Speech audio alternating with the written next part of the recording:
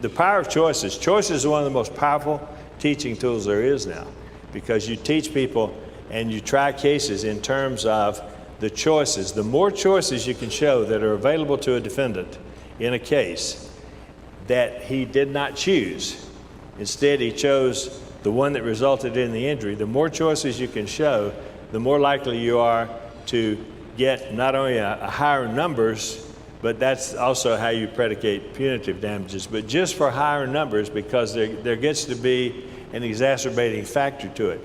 If you can show that a doctor had 5 different ways to avoid this, there were 5 right ways to do it and 1 wrong way, because if you go into a malpractice case, you show there's one right way and 1 wrong way, he'll come in with 8 doctors that say no, the wrong way is actually an acceptable standard.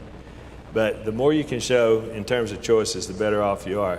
So just in terms of the conscious versus the unconscious mind is where all of the nonverbal communication is recorded.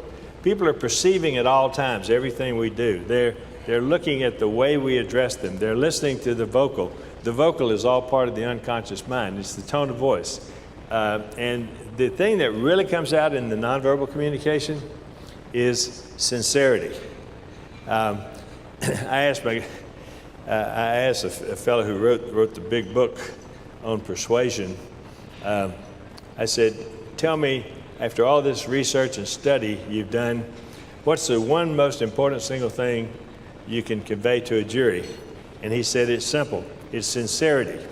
If you can fake that, everything else falls in place. But the vocal communication also recorded in the unconscious mind. And if I were studying anything right now, if I were starting in this business and wanted to do the best I could, I would learn all I could about neuro-linguistic programming, NLP, because I think it's highly relevant. Now, the things that we're being hit with these days are the culture code, which is, everybody should read that. The culture code is a study by Clotaire, Rapaille, and he has, this man is on retainer to half of the 50 largest corporations in America, and his retainer fee is $500,000. So do the math. You got 50 corporations paying him $500,000 to be on retainer to them. He's got something, okay? And what he does is he figures out what the code is in America. What is our one-word code for various, I'll give you an illustration in a minute. But it's extremely helpful to us to know this. The other things that we deal with right now, all about the reptile and the rules of the road, extremely important. Rules of the road are so crucial to what we're doing today. And then NLP again. But this is all about the targeting areas of the brain. You have the cortex, which is the cerebral hemispheres. You have the limbic, the hippocampus, and the amygdala and the hypothalamus. And the amygdala is where fear resides. And that's the basis for the reptile. It's all about fear. And if you, those of you who have gone to the reptile programs, Don and Dave have done a wonderful thing with that. My recommendation on the reptile is go to it, study it, pick what you can use out of it, and if it's useful to you and it works for you, use it, because it has a strong basis.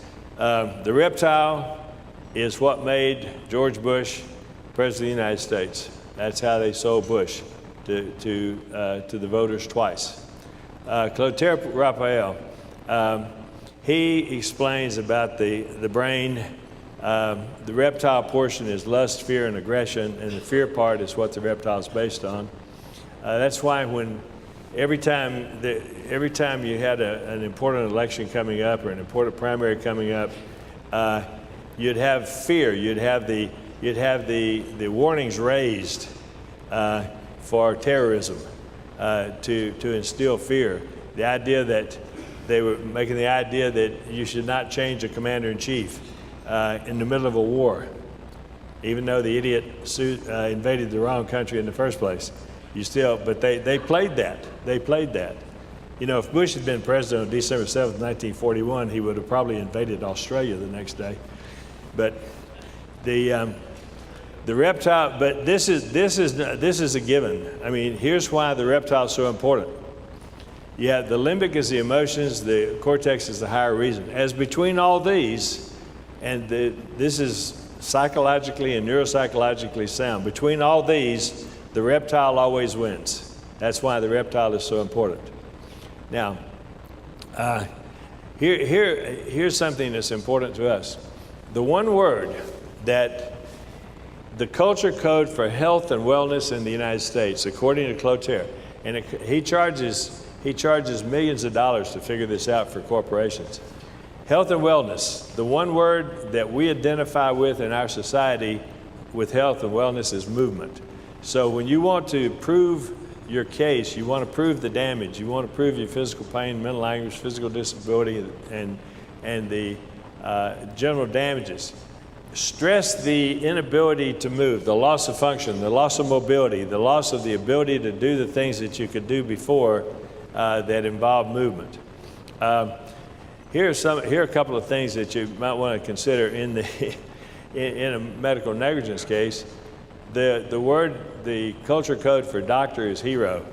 The culture code for nurse is mother. Seriously. So you want to sue nurses? Don't sue the nurse unless you absolutely have to. On the other hand, I love this. The culture code for hospital is processing plant.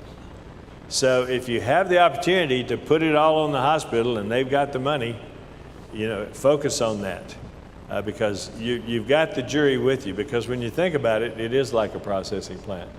Now, rules of the road. This is particularly important for Generation X and Y. And that's what we're going to talk about. They were born and bred with rules. Now, you introduced the rules there in opening, actually. Now, I want to stop for just a second here, and I want to show you something. Talk among yourselves for a moment. Now, I'm going to start this. This is a test. It's a test of selective attention. It's been used since 1998, and it's very, very highly effective. So watch this. The whole idea of this is This is a test of selective attention. Go ahead and let this run. Okay. Count how many times the players wearing white pass the basketball. Pass the basketball. How many times the players wearing white pass the basketball?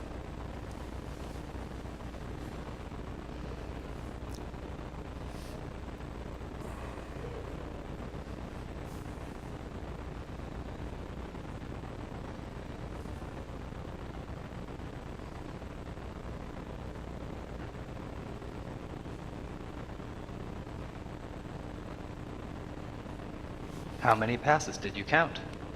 Okay, how many passes did you count? 15. Okay, it was 15. Did you notice anything unusual? Okay, how about the gorilla? Most people never notice the gorilla. That's why they've been doing this test since 1999. This is a very important lesson. The correct answer is 15 passes. But did you see the gorilla?